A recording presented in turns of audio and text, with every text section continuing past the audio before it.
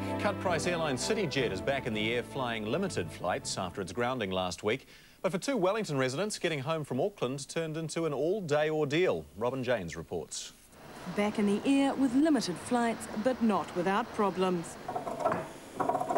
Fashion design students Natasha Holdham and Emily Taylor say what should have been a 90-minute flight from Auckland to Wellington turned into a nightmare. They totally fluffed around, told us there were flights when there weren't, and we ended up waiting 45 minutes for one flight and then 9.5 hours for another one, and it was terrible. The pair were on a high after Natasha won the intimate apparel section at the DuPont Fashion Awards.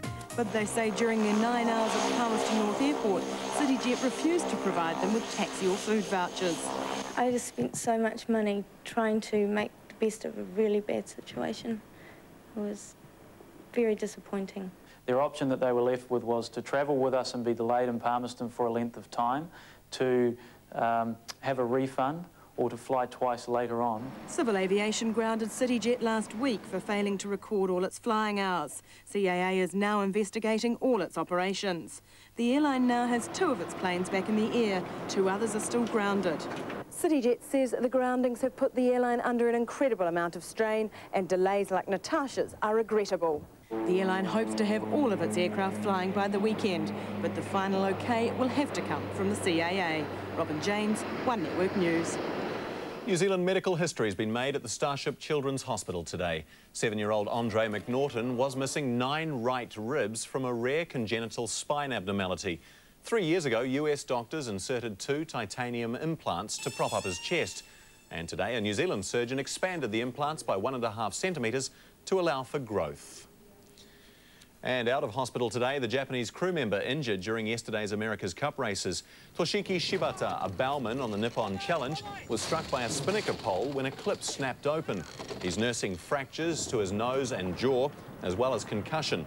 Shibata will miss the rest of the round 1 racing. Adolf Hitler's holiday home in the Bavarian mountains has been reopened to maintain awareness of the horrors of Nazi rule.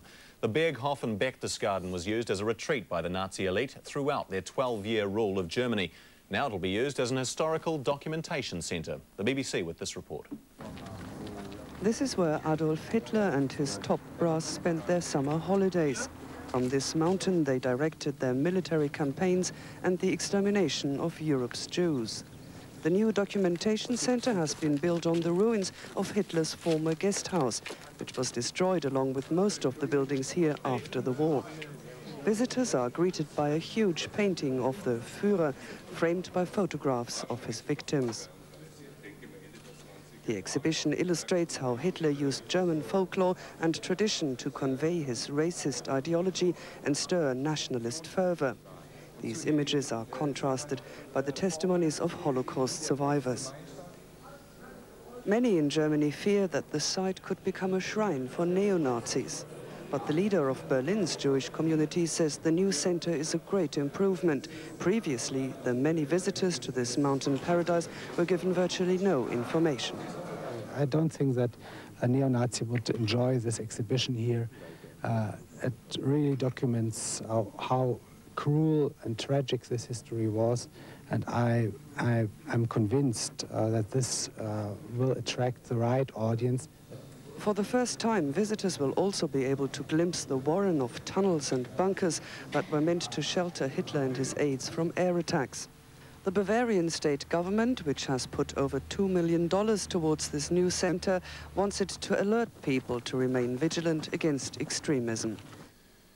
The site was used by US forces after the Second World War and was only returned to the state of Bavaria 4 years ago.